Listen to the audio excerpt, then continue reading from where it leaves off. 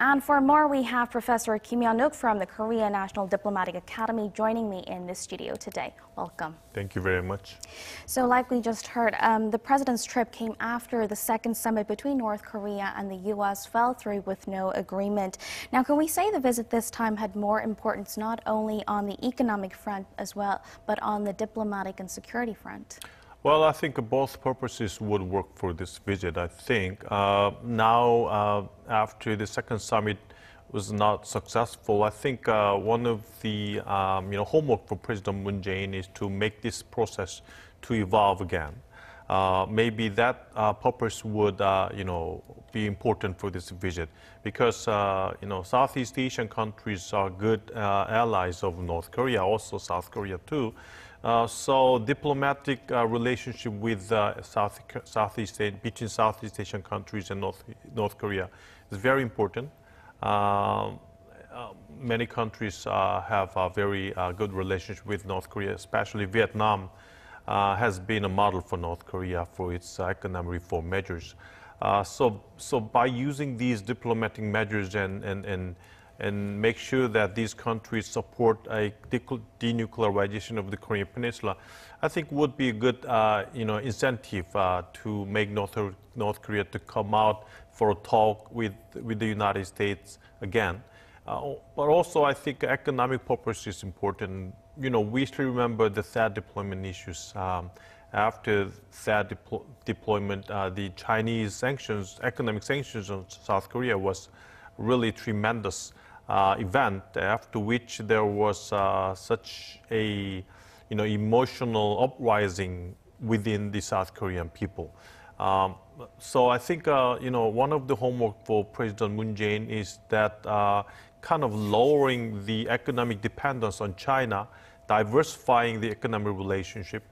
Maybe this kind of thing would not happen again. That's homework for him. So one of the target countries is Southeast Asian countries, making the concentrated investment in China and focusing on the markets in China.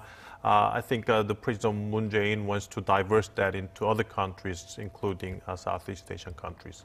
So this time he visited Brunei, Malaysia, and Cambodia. Now, Moon has also stressed the importance of ASEAN countries in ridding North Korea of its nuclear ambitions. Now, all 10 members of ASEAN have diplomatic relations with Pyongyang. What sort of significance does this have, and what sort of backing or cooperation can Southeast Asian countries give in order to keep denuclearization talks alive? Usually, ASEAN countries, they come and agree on many things, even though there is not such a vehement discussion within ASEAN. It's kind of like some kind of social grouping. Many leaders in ASEAN countries come and talk and then go away. So it takes a lot of time for them to agree upon something. But still, they gather together and make the one voice when they come in the United Nations. So whenever we talk about the North Korea issues in the United Nations, especially Security Council, the role of ASEAN countries is important in backing up our policy towards North Korea, backing up our, the willingness to proceed with denuclearization in the Korean Peninsula. So I think, having the same voices out of the Southeast Asian countries and make them to make sure that they support the denuclearization in the Korean Peninsula, it's a very good asset in the United Nations, I think. Now, aside from diplomatic issues, we can't leave out economic agendas, of course. South Korea will push for a free trade deal with Malaysia, while Seoul has also agreed to step up economic cooperation with the 3 ASEAN countries. Now, like you mentioned, it comes at a time when South Korea needs to diversify its export markets because of heavy reliance on the U.S. and China. What will these agreements or deals mean for the South Korean economy? I think many companies in South Korea would still prefer China, market in China and the labor in China. And they already invested a huge amount of money to build up companies and stores and factories in China. So it's not easy for them to move those factories into other countries unless higher profit, higher than China, is guaranteed. So in that sense, having a free trade agreement with Malaysia, I think would guarantee higher profits for those countries. Maybe tariffs would be exempted. If they move all these factories to, for example, Malaysia, a lot of government subsidies or some kinds of good incentives would be given to those companies. So I think those specifics and details, I think, would be further discussed between two governments. So making these kinds of bilateral free trade agreements with ASEAN countries is good incentives for companies to move and diversify their markets and their factories that already have been concentrated on China into other countries. And while the president was in Malaysia, he stressed that if there's denuclearization on the Korean Peninsula, new opportunities will open up and will aid economic cooperation between Seoul and the ASEAN member nations. Now, it comes at a time when the U.S. has been very firm on its stance in terms of sanctions relief or pushing ahead with inter-Korean economic cooperation. Now, Seoul has been calling for international efforts. How do you see Moon's approach?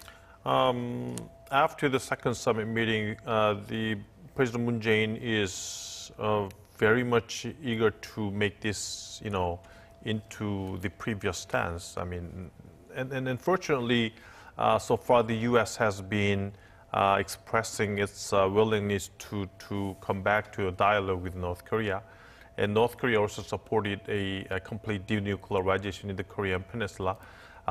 But the thing is that they have totally different stances. I mean, in the summit in Hanoi, those different stances have been very much, clearly expressed by two leaders. The U.S. wants a big deal, and then North Korea wants a step-by-step, a piecemeal step deal. So I'm not sure how these different stances can be mingled and coordinated and come back to a working level talk again. But I think, what President Moon Jae-in is doing now is not only focusing on its diplomatic measures with the United States, with North Korea, with China, but with other countries and other Southeast Asian countries too. So I think he's trying to make all efforts that's possible, that all the measures that he can make. I'm not sure how effective these would be, but at least making all these countries to be on the side of South Korea would be very important when we want some kinds of measures, for example, in the United Nations, to work and evolve into the future. For example, within the frame of United Nations sanctions, if you want to make some North-South cooperation measures to be the exemption of the United Nations sanctions, some countries like ASEAN countries, their help is very essential and helpful. Now, shifting gears a little bit, South Korea and the U.S. had a working group session in Washington on Thursday, so it was their first face-to-face encounter since the breakdown of the Hanoi summit. Now, do you think it was a chance for Seoul to get an idea of how Washington plans to proceed on the denuclearization issue with North Korea? I think they already have talked a lot. I mean, President Moon Jae-in and Donald Trump had a telephone call, and security advisor Jung Yong and Bolton also talked to each other. And Mr. Dong-hoon Lee visited Washington D.C. and met with Steve Biegun. So I think they're talking and discussing. So they know their each other's stances very well. What is important is that in the working group between the South Korea and the United States, they have agreed upon the video meeting with North Korean and South Korean separated families, and also in doing that, they agreed upon putting the exemption on the issues that some of the materials that is needed for that kinds of video conferences and meeting can be delivered to the North Korean territory, and that would be the exemptions of United Nations sanctions. So all that kind of thing, I think, is a very good fruit. I mean, we are talking about and want desperately the North-South economic cooperation, but if the economic issue is very difficult, we also can focus on the opening issues. I mean, we still have to communicate and talk with North Korean people and expand the contact with North Korean people. And throughout the contact, we can let them know what is going outside and let them have the national identity between North and South Korea. So I think this is a very good outcome out of the South Korea-United States working group. So staying with that sanctions waiver, the UN Security Council last week approved the sanctions exemption. So now that the U.S. has given a green light, it seems that plans could proceed. Now, do you think this will have any impact or so on the denuclearization talks, though? What is impact? The decision to a sanctions waiver that would allow video conferences. I think this is just a part of issues. I mean, we know that the United States has agreed upon some of the issues that's not related to the economic issues, that is not related to not the violation of United Nations sanctions. For example, humanitarian aid or reunion of separate family issues. All these kind of things are something that U.S. and South Korea has agreed. But I don't think this is something that would be a very important positive incentive for denuclearization. These are not totally something not related to the sanctions issues. And unless the sanctions are lifted, I don't think North Korea would move tremendously for denuclearization. So, but still itself is very significant measures, I think. Now, in the meantime, we're getting reports that North Korea is considering suspending denuclearization talks with the U.S. Now, Russian news agency TASS reported, citing Deputy Foreign Minister Choi Sun-hee, that Pyongyang has no intentions to yield to the U.S. demands. What did you make of her remarks? I think North Korea, they might have talked a lot inside.